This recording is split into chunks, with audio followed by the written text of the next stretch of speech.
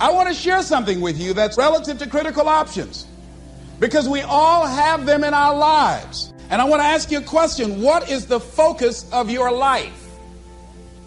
What is the focus of your life? In life, you have a critical option. You can take a stand in your life, or you can follow the crowd. See, people who follow the crowd, their lives are not focused. They're not immersed in anything. People who take a stand, they're living a life that has some power, a life of achievement, a life that has some meaning. People that are taking a stand in life, they are consciously involved in a process to design a life of substance. People who are following the crowd, these are people that they're just doing what everybody else is doing. So that's a crowded road over there. They're following the followers. I want to talk to you about taking a stand with your life. And what are some of the things we can do that will enable us to give our lives up in a way that has some purpose and meaning, that can be real for us, that can give us a sense of fulfillment, of joy and happiness and peace of mind. See, most people are bored with life. Most people feel that life isn't worth the hassle, that life is just wearing me out. It's boring. It's monotonous. I have nothing to look forward to. Here we go again, another Monday morning. TGIF Day. Thank God it's Friday. Here we go again. Oh, boy. You see what the man meant about many people die at age 25 and don't get buried until they're 65? Doing the same thing the same way every day, looking at these faces, just walking around. You got to be aware of these faces. They affect you, you know. Try to stay around pleasant faces, and if you have an unpleasant face, try and smile more. It's good for your health. So, looking for a way in which we can begin to give our lives some special power. Number one, commit yourself to giving your best at all times. Now, that's not easy. See, most people, and particularly those who are working in corporations, they're finding now they've got to change their behavior. We're now involved in a world economy. We will never do business the way in which we've done business in the past. We will never be able to, in the American workplace, do just enough to get by. Now the standards have been raised. Quality and productivity has been increased because of the competition. And so now average performance will not be enough. This is a new day. Competition is fierce. So people who've been locked into a behavior pattern are working just hard enough to keep from getting fired. They're being laid off, are forced into early retirement. It's a new game now.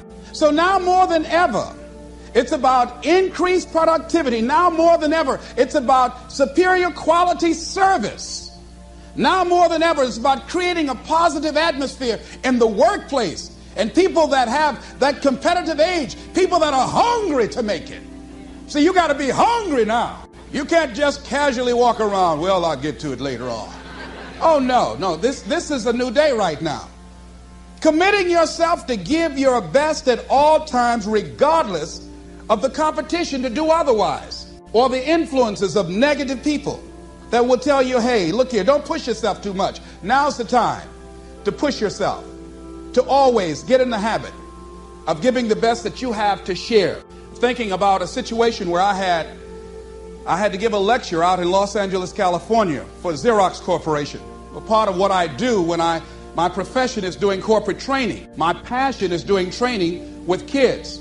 So when I go someplace, I always try and arrange for a community group to have a group of young people together for me to work with them on a volunteer basis in the evening. So I decided to go into an area of Los Angeles to talk with someone about doing that, and they suggested that I come to speak at a community center right outside Los Angeles at Carson Community Center. And because of the gangs in Los Angeles, one of the young men that was coming there to organize it, and his mother, he had a twin brother, and he took an interest in me because I have a twin. And his twin brother was the victim of a gang ritual. They brought in a new member in a gang, and he had to prove that he was really with them and committed. And his job was just to select anybody at random and kill them. And he did that as this young guy was coming out of a store. So they told me, Mr. Brown, would you come over and talk to the teenagers here? There's a lot of depression and despair and hopelessness and people feeling powerless about the gangs. And bring with you some handouts and materials so you can do a workshop. And parents will be involved too. Would you be willing to do that? I said, well, I'm doing a full day seminar and I'm usually just physically exhausted afterwards. How many people you say you're going to have? We guarantee at least 400 to 500 people there. I said, okay, I will come there and work with them and take them through this intensive. It's called Project Respect, how to create a shift in the community, how to get young people engaged in a process of creating positive peer pressure rather than buying into the negative peer pressure.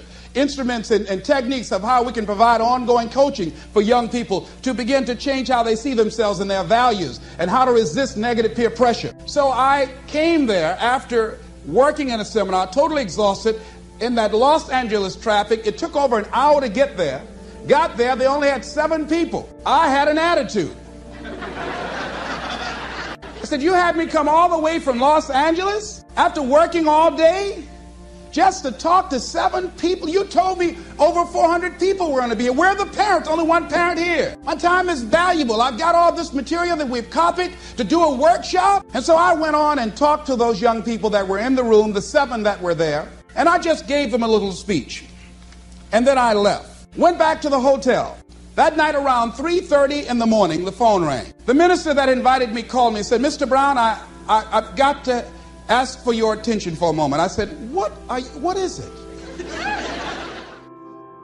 One of the young men who was there wanted to talk to you. He was the brother of the guy that was killed. He'd like to talk to you. He's been here for over an hour, and I told him, please don't call you. But he insisted. Would you please talk to him for a moment? I said, yes, put him on the phone. Kenyatta, what can I do for you? He said, Mr. Brown, I listened to your tapes for a long time. I've grown to love you and admire you. Among the things that I heard on your tapes that you said you must deal with circumstances such as you find them. You came in this evening and I admit, no, we did not have the numbers that you asked for. No, we did not deliver as we had promised we would. But we were looking for you, the motivator, to give us some hope. We were depressed and we don't know what to do. We were looking for some direction. And you were so caught up in pouting with your ego because we didn't have the place full. You didn't give us your best. Now, see, part of what won't let us grow in life is, number one, we identify when we get feedback. We start taking it personal. Number two, we start to justify. So I became defensive, and I said, wait a minute. I worked all day. I didn't charge y'all a quarter for this. I went carpet material. I came over there. I was there to give a training for the people, and all y'all had to do was bring people there. If you don't do it for me, for the next speaker that you have, at least provide an audience for him to work with. He said, are you through, sir? I said, yes. Mr. Brown, you said you must deal with circumstances such as you find them. We went round and round for about 45 minutes because my ego on the line. I can't let this young boy out debate me. He was not intimidated. I used all the verbal gymnastics and examples I could. He would not budge. And I said, okay, I'm sorry. Give me a break. And he said, it takes a big man to say he's sorry. That night, after I finished that young man, I prayed. I stayed on the floor by the bed. I said, Lord, if you ever give me a chance to speak again, I don't care if it's 1 person in the audience. I'm going to wear that one out. I learned my lesson.